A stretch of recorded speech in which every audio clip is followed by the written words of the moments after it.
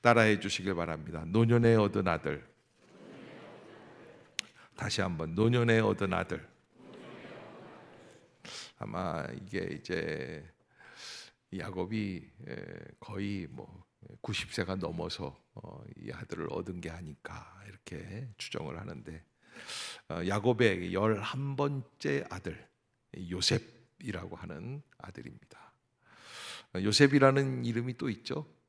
예수의 육신의 아버지도 요셉이었어요. 이게 이제 또 다른 요셉이고, 여기 이제 여기 나오는 건 야곱의 아들의 요셉, 11번째 아들입니다. 오늘 37장부터는 그 요셉 이야기가 창세기 50장까지 계속해서 펼쳐집니다.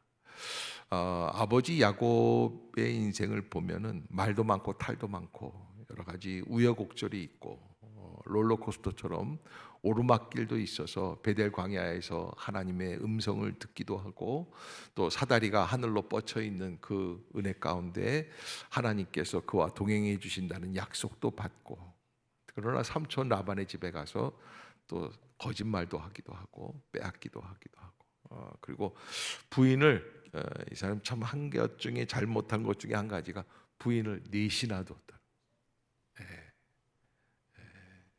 이렇게 설교를 해야 여자분들에게 또 지지를 얻을 것 같아서,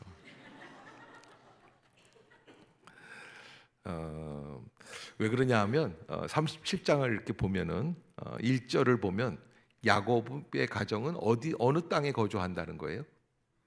가나안 땅. 가나안 땅은 약속의 땅. 36장에 에서의 이야기가 나오는데, 에서의 가정은 어디에 살아요? 에돔에 살고 있어요. 약속의 땅을 벗어나서 살고 있는 거예요. 자, 37장 1절을 한번 읽어봅시다. 37장 1절 시작. 야곱이 가나안 땅 곧 그의 아버지가 거류하던 땅에 거주하였으니. 그래서 야곱이 가나안 땅 곧 그의 아버지가 거류하던 땅에 거주하였으니. 형 에서는 어떻다는 거예요? 아버지가 거주하던 땅이 아닌 자기 마음대로 가서 거주하는 거예요. 자기 뜻대로 하고 싶은데 자기 왕국을 세운 거예요. 여러분, 이게 아브라함, 이삭, 야곱 이 세 사람의 공통점은 하나님이 정해 주신 자리에서 버텨서 끝까지 버텨나가는 거예요. 그러니까 믿음이라는 건 뭐냐? 하나님이 정해 주신 자리를 지켜나가는 거예요. 제가 알고 있는 수원의 해방교회를 담임하셨던, 이제 돌아가셨어요, 목사님이 한 분 계셨는데, 이분이 전도를 열심히 하시는데 좀 특별한 전도를 하시는데, 이 특별한 전도는 뭐냐면 술집 전도예요. 세상에, 나는 그래서 그냥 술집을 어떻게 전도할까? 처음에는 이제 이게 상상이 안 됐는데 가서 딱 앉은 거예요. 술집에 저는 따라가 봤어요. 부산에 있을 때인데, 이 목사 일로 와. 동네 온천장 가니까요, 그렇게 술집들이 많더라고요. 온천장인데 왜 온천 모텔, 그러니까 온천이 있는 목욕탕이 있는 데인데 술집이 많더라고요. 나중에 알고 보니까 사람들이 온천만 하는 게 아니라 온천한 다음에는 술을 마시더라고요. 근데 이게 어느 술집에 들어가서 딱 앉더니 앉아요. 딱 앉았는데 뭐라 그러냐면 웨이터를 딱 부르는 거예요. 여기 콜라 좀 몇 병 갖고 오라고 그러더라고요. 나는 그 다행이다. 그래서 술을 안 시키는구나. 주인을 오라고 그러는 거예요. 그러니까 지배인이 와가지고 무슨 일이신데? 아니야 주인 좀 오라고 그래. 딱 그러시더라고요. 그러니까 양복 딱 입고 갔죠. 또 이렇게 저도 따라갔죠. 이렇게 이런 사람, 남자들이 이렇게 몇 사람이 가서 주인을 오라고 그러니까는 무슨 기관에서 나온 줄 알고 주인이 기가 죽어가지고선 왜 그러시죠? 어디서 오셨어요? 딱 앉으셔. 딱 앉았어요. 그러더니 뭐라 그러냐면 저 우리 동네 안목의 교회에서 왔습니다. 주인이 갑자기 막 웃는 거예요. 실성한 사람처럼 묻더라고요. 왜? 얼마나 긴장을 하고, 뭐 보건복지국가나 뭐 여러 가지 다 있잖아요. 그런데 최소한 조폭이다 생각을 했는데 동네 중앙교회에서 온 목사님들이니까 막 웃는 거예요. 안심이 되니까. 왜 왔냐고 그러니까 이렇게 저희가 와야 사장님이 우리 교회 한번 들리실 거 아니에요. 그때 그 사장이 하는 얘기가 있어요. 걱정하지 마세요, 목사님. 제가 다음 주에 가는데 저도 왕년의 장로 아들이에요. 이제 제가 충격을 먹었어요. 아니, 장로님 아들인데. 근데 나와서 이제 그분이 말씀하시는데 뭐라 그러냐면, 이 목사 이거 놀래지 말고 강남에 가서 술집에 가서 전도를 해보면은 한 50% 이상이 교회 다니던 집사들이라는 거예요. 여러분, 집사님이 되셨으면 술집 사장 노릇을 해야 되겠어요? 약속의 땅으로 돌아와야지. 옆에 사람 쳐다보시고, 옆에 사람 좋은 말로 할 때 약속의 땅으로 오세요. 내가 어디에 가야 할지, 내가 어디에 있어야 할지 이거 모르고 정신없이 사는 거예요. 무엇 때문에? 목적이 달라지면. 돈 버는데 한 25년 전 무학교에 있을 때인데 어느 권사님이 저를 데리고, 아유 목사님, 우리 아들이 급하게 개업을 했대. 그래서 갔어요. 갔더니 무슨 호프 광장이야. 깜짝 놀라서, 왕십리에서. 왕십리 또 그런 데가 많잖아요. 근데 무슨 호프 광장이야. 2층인데 딱 올라갔더니 제대로 판을 다 벌리신 거예요. 술집이야. 그래서 목사님, 예배 좀 진하게 드려달라는 거예요. 그래서 내가 어떻게 진하게 드려야지 이 예배가 잘 될까. 근데 예배를 드리고선 하려면 뭐라고 기도를 해야 되겠어요, 목사가? 주여, 이 호프 광장이,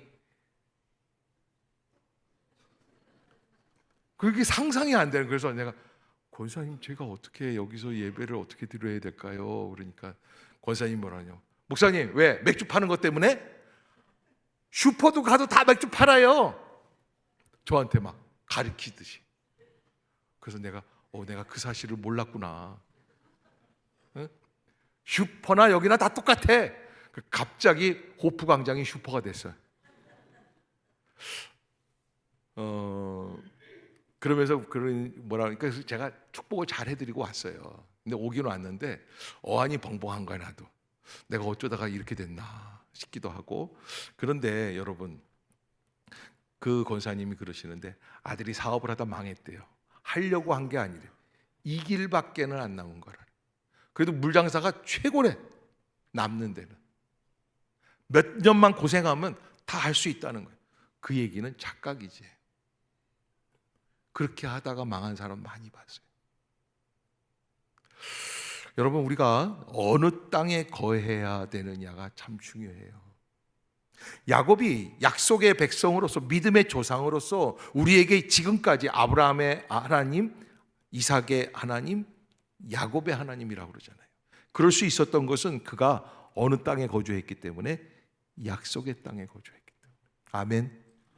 그래, 약속의 땅을 바라봐야지 돼요. 그런데 2절을 보니까 2절에 또 야곱의 집안 이야기가 나가요. 야곱의 족보는 이러하니라. 요셉이 17세의 소년으로서 그의 형들과 함께 양을 칠 때에 그의 아버지의 아내들 빌하와 실바, 첩들 얘기를 하는 거예요.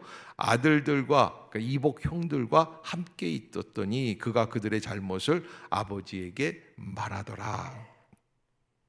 무슨 얘기냐면, 사실은 이복 형들과 양을 치면서 함께 거주하고 있는데 요셉이 보기에 이 형들의 처사가 어때요? 엉망이야. 지들 마음대로 살아가는 거야. 그러니까 1절과 2절에 갈등이 있어요, 없어요? 있어요. 약속의 땅에 살고 있는 약속의 백성들인데 그들의 실제 삶을 살아가는 삶의 모습은 어때요? 엉망이야.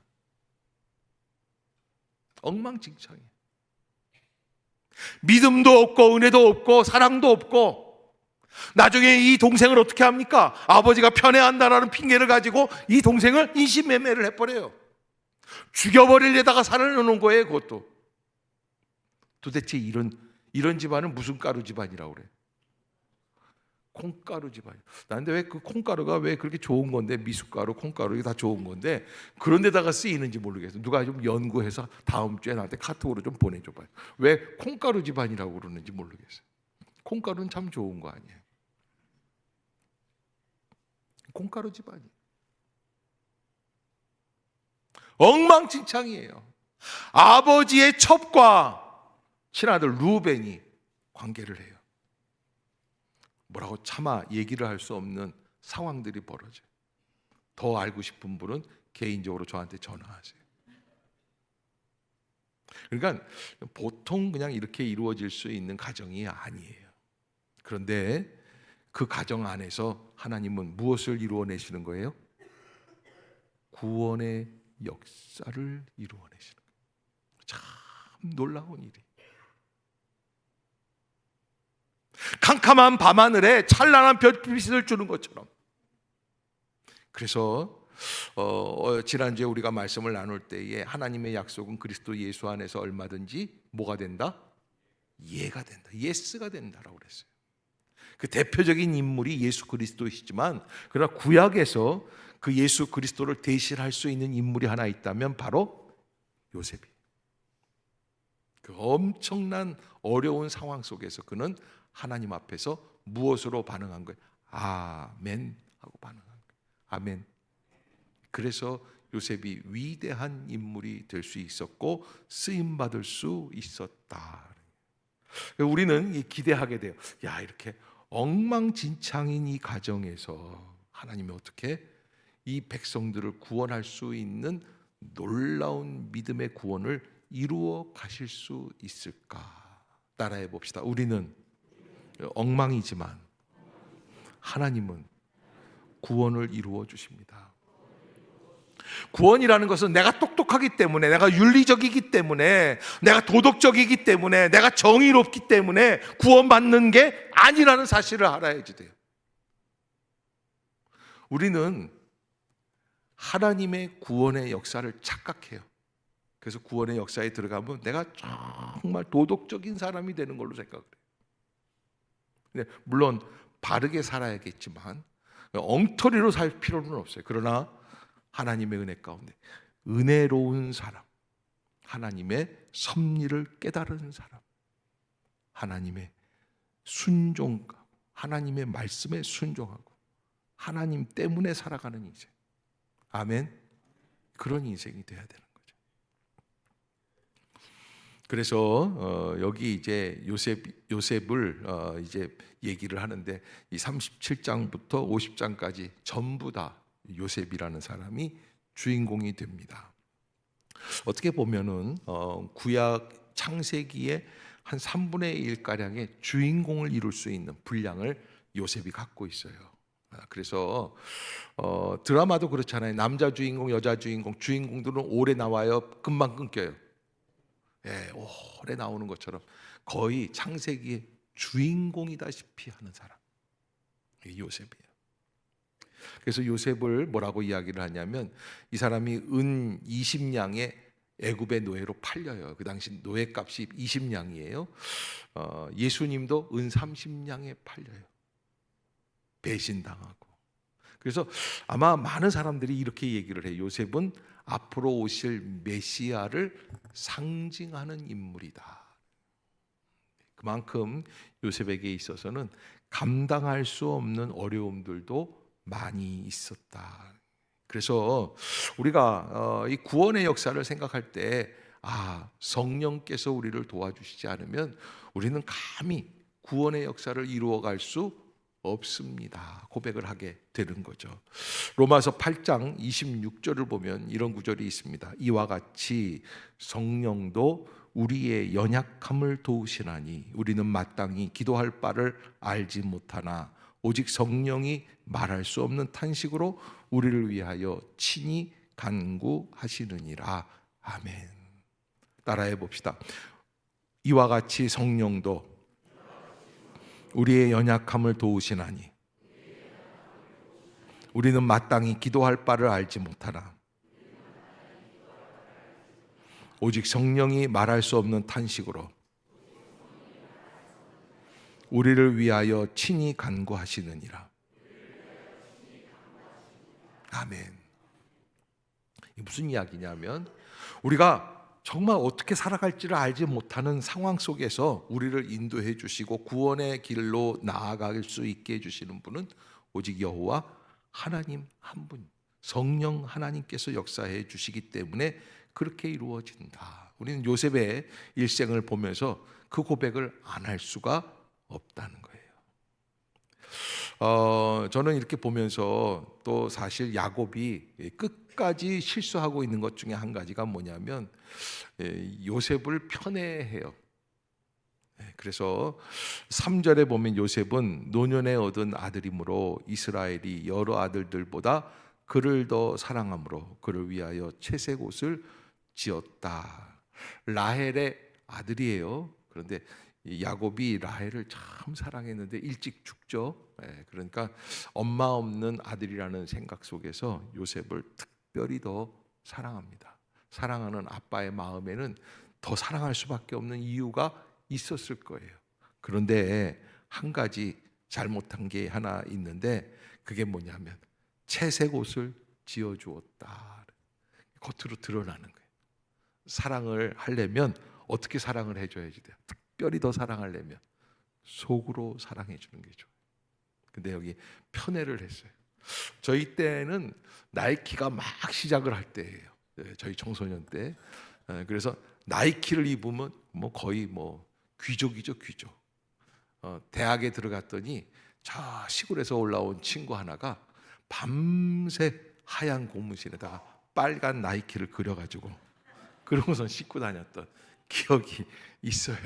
그렇게 나이키를 신고 싶은 거예요. 그만큼 나이키. 그러니까 이제 이 얘기를 하면은 아빠가 다른 친구들은 안 주고 걔만 나이키를 사준 거예요. 얼마나 형들이 미웠겠어요. 그러면서 이제 그 형들의 미움에 질투심에 불을 지르는 하나의 사건이 있는데 이게 5절부터 나오는 11절까지에 나오는 일련의 그 요셉의 두 가지 꿈. 첫 번째 꿈은 곡식단 꿈이에요. 요셉의 꿈이 두 가지가 있는데 곡식단 꿈. 저 벌판에 나가서 곡식을 다 해가지고 이렇게 다 세워놨는데 요셉의 곡식단이 딱 가운데로 가더니 쫙 이렇게 버티고 뉘어져 있는 게 싹 쓰는 거예요. 그러더니 옆에 있는 형들이 맨 곡식단들이 그 요셉의 곡식단을 향해서 뭐를 해요? 절을 하는 거예요. 거기에서 역사가 탁 일어나는데 탁 일어나고 보니까 요셉이 꿈을 꿨는데 내가 어떻게 되는 거예요? 현실에서는 진짜 형들이 나를 구박을 하는데 꿈을 꾸니까 어떻게 돼? 아마 요셉이 왜 이런 꿈을 꿨을까? 아마 그 생각을 했던 것 같아요. 형들이 구박을 할 때마다 두고 봐라, 두고 봐라. 그랬던 것 같아요. 근데 하나님께서 그런 요셉의 마음 가운데 그 어려움을 극복해 나갈 수 있는 통로를 무엇을 통해서 주시는 거예요? 꿈을 통해서 주시는 거예요. 창세기 28장에 보면 아버지 야곱도 베델 광야에서 그 꿈을 꾸었어요. 그래서 하늘로부터 사다리가 내려오고 음성이 있어 가라되 뭐라고 말씀을 하시냐면 두려워 말라, 놀라지 말라. 내가 너와 함께 하겠다. 너를 지키고 너를 인도하며 내가 어디로 가든지 너를 다시 약속의 땅으로 돌아오게 할지니라 말씀해 주시는 거예요. 그게 야곱이었는데 요셉도 꿈을 꾸게 돼요. 꿈이라는 것은 바로 우리에게 있어서 현실을 뛰어넘을 수 있는 그런 통로가 되는 거죠. 꿈은 때로는 은폐되고 왜곡된 소망이 드러난다고 프로이드가 얘기를 합니다. 왜곡되고 또 은폐된 소망. 그래서 프로이드는 성적인 관계를 가지고 자꾸 얘기를 하는데 그러나 우리는 이 생각을 할 때 현실에서 이루어지지 않은 역사들이 꿈에서는 이루어질 수 있는 일들도 있는 거죠. 내가 하늘을 나르는 꿈들. 그리고 어렸을 때 많이 꾸었던 꿈은 뭐냐면 벼랑에서 떨어지는 꿈.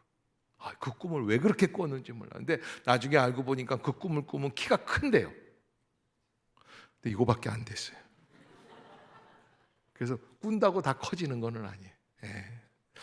자, 아무튼 요셉이 그 꿈을 꾸고 한 번은 또 어떤 꿈을 꿨냐면 두 번째 꿈은 해와 달과 별들이 쫙 11개 별이 있는데 그 별들이 이 요셉 별이 가운데 있는데 그 별을 향해서 뭐를 했어요?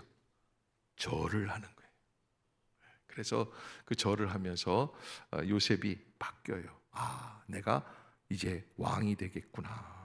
그 꿈을 또 얘기를 해요. 요셉이 잘못한 게 한 가지 있는데 꿈을 꾼 게 잘못이 아니라 꿈을 꾸고는 그 꿈을 뭐라고 그랬어요? 사람들한테 자꾸 얘기했어요. 여러분, 만약에 옆에 있는 사람이 어젯밤 꿈에 네가 내 발 씻어주더라 그러면 기분이 좋아요, 나빠요? 듣는 사람 기분 나쁜 거예요. 참 기분 나쁜 거예요. 8절을 한번 봅시다. 8절. 자, 한번 읽어봅시다. 그 꿈을 들은 형들이 반응을 보입니다. 시작. 그의 형들이 그에게 이르되 내가 참으로 우리의 왕이 되겠느냐, 참으로 우리를 다스리게 되겠느냐 하고 그의 꿈과 그의 말로 말미암아 그를 더욱 미워하더니. 아멘. 여기 이제 8절 후반부에 보면은 형들이 열을 받아서 하는 얘기가 그의 꿈과 그의 말로 말미암아. 따라해 봅시다. 아무리 좋은 것이라도 상대방에게 함부로 말하지 말라.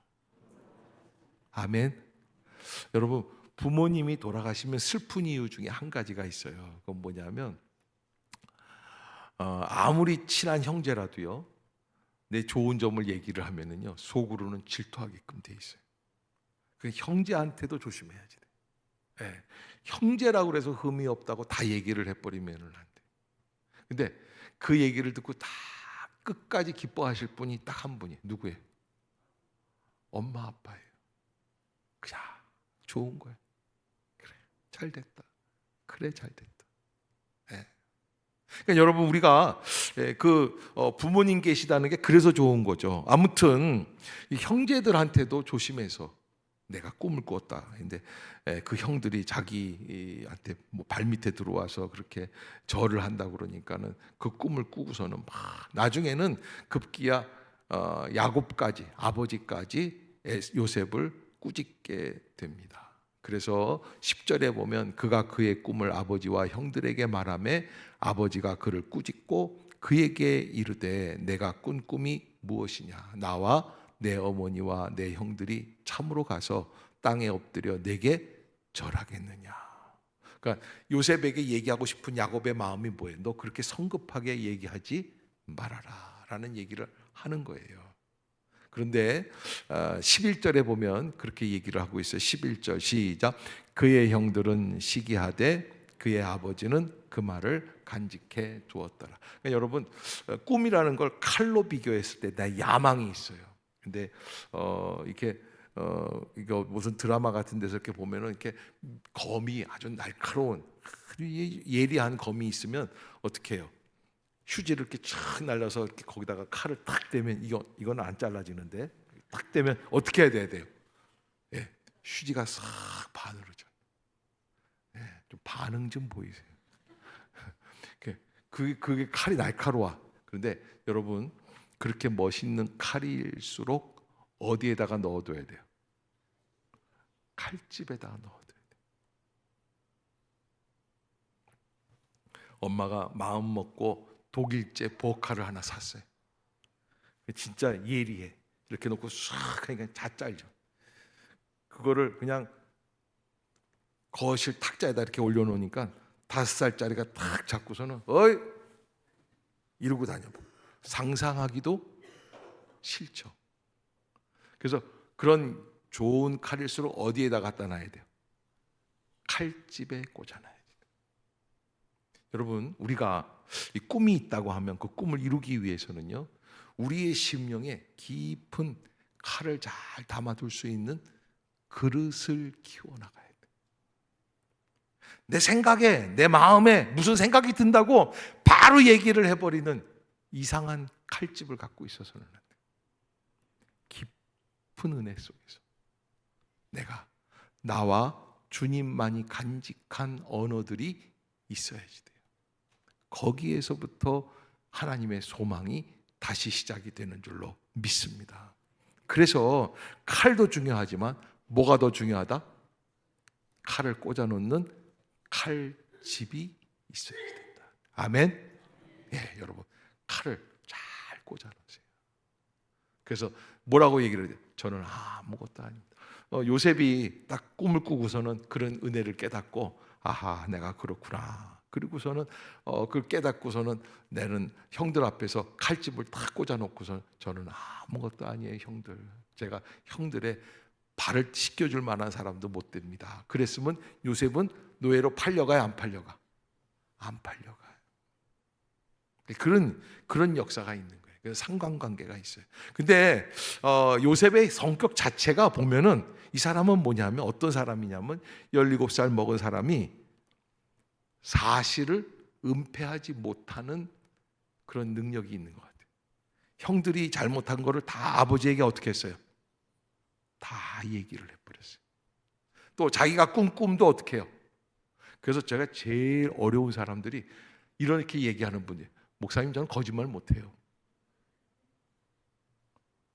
여러분 가만 보세요. 거짓말 하나 안 하는 것 같죠?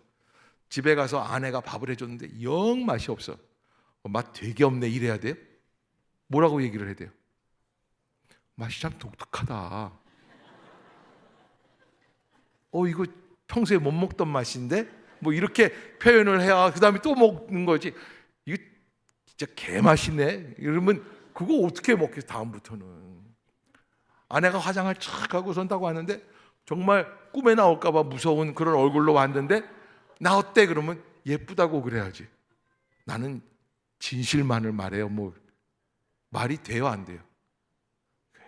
그래서 여러분 우리가 진실만을 말하는 게 좋은 것 같지만 때로는 어려움이 있어요. 아마 요셉이 아마 그런 성품이 아니었을까 생각이 돼요. 그러니까 이 사람은 말을 그냥 그대로 다 하는 것기 때문에 그래서 근데 이 성격이 나중에는 또 도움이 될 때도 있어요. 네. 그래 아무튼 이런 여러 가지 상관관계 속에서 요셉은 어떻게 되느냐? 마침내 애굽으로 팔려가게 됩니다. 네, 그 안타까운 비극이 이루어지게 되죠. 저는 여러분들에게 오늘 한 가지 요셉과 같이 우리도 다시 한번 꿈을 가지고 꿈에 도전하는 인생이 좀 되었으면 좋겠다. 그리고 사실 꿈은 언제 꾸게끔 돼 있어요? 밤에 꾸게끔 돼 있어요. 그런데 이 밤에 꿈을 꾸지만 우리의 삶은 언제 이루어져요? 낮에 이루어지고 있다는 걸 명심하세요. 그러기에 꿈이라는 게 있다. 그러면 밤에 꾸는 꿈을 어디에서 실현해야지 돼요? 낮의 삶에서 실현할 수 있어야지 돼요. 그렇지 못하면 대부분 밤에 꾼 꿈은 환상 속에서 미완성으로 남아있게 되어 있습니다. 그러기에 꿈을 치유적인 기능으로 정신학자들은 잘 이야기합니다. 헤르만 피테라고 하는 독일의 철학자가 이렇게 얘기를 해요. 꿈은 스스로의 정신을 치유하는 성질을 가진 숨어있는 자선책 중에 하나다. 자기를 스스로 해준다는 거예요. 그러나 그런 이야기가 아니라 꿈을 어떻게 해야지 돼요? 실현할 수 있는 길로 나아가게 해야지만 돼요. 그러기 위해서는 칼집에 잘 담아두고 최선을 다해서 따라해 봅시다. 꿈을 이루기 위해 노력합시다. 아멘. 꿈을 이루기 위해 노력하는 게 중요해요. 꿈을 이루기 위해 희생할 필요가 있어요. 꿈을 이루기 위해 헌신해야지만 돼요. 그러지 않으면 꿈은 이루어질 수 없습니다. 제가 그 대학원 때 다니던 그 과외를 했던 가정이 하나 있습니다. 박 집사님이라는 가정인데 잠실에 저는 그때 처음 알았어요. 아파트도 1층이 있고 1층 안에 2층도 있어요. 세상에 들어가 보니까 아파트가 2개 층이더라고요. 아니 1층짜리 아파트도 못 사는 사람들이 많은데 그 집은 어떻게 된 게 패밀리 타운이라고 하는 큰 아파트인데 거기 1층, 2층으로 돼 있어요. 제가요 또 한 번 놀랬던 게 저희 학교가 워커힐 뒷산에 있거든요. 거기 가봤는데 워커힐 아파트가 있어요. 워커힐 아파트. 그런데 99평이에요. 1평 모자르는 100평이에요. 세상에 아파트에 골목이 있어요. 그래서 사람을 찾으려면 골목을 돌아다녀야지. 전혀 그런 데를 안 봤으니까 반응이 없는.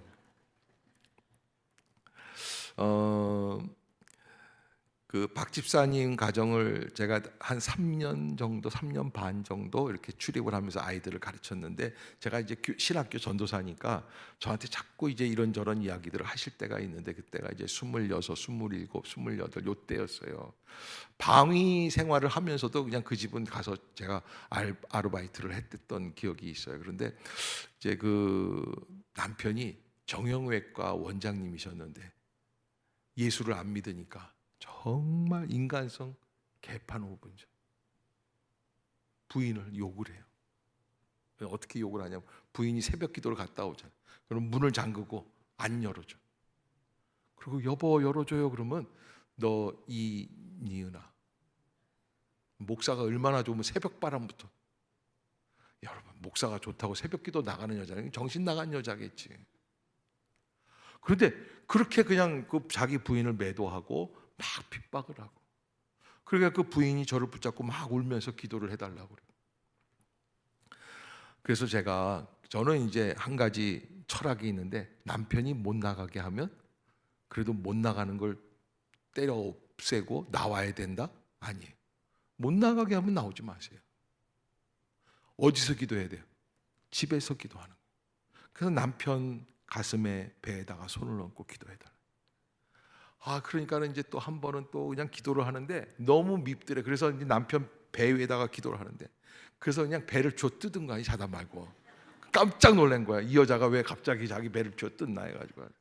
근데 우리는 웃지만 그분은 정말 너무 그게 진짜 대단한 일들이었어요. 그렇게 해서 이제 그런 어려운 곡절들을 다 지나가는데, 끊이지 않고 노력하는데 가족 모임 때 자꾸 예수님의 이야기가 나오게끔 하는데, 그 중에 한 가지가 퀴즈 쇼를 해요. 그래서 온 가족이 모여요. 네 식구 외에도 친척들이 다 모이고, 그러면 이 엄마는 선물을 준비해요. 부잣집이니까 돈이 많으니까 비싼 선물들을 해가지고, 마태복음, 저한테 전사님 마태복음에서 재미있는 퀴즈를 좀 하나 좀 100개 좀 문제 좀 내주세요. 그럼 제가 갖다 드리면은 그분이 그걸 가지고 퀴즈 쇼를 해서 가족 축제를 해서 막 선물. 그러니까 교회 안 다니는 사촌들도 책을 한번 읽고 오는 거예요. 부자들은 욕심이 많더라고요. 선물에 눈이 어두우니까 성경을 안 읽던 사람들이 읽는 거예요.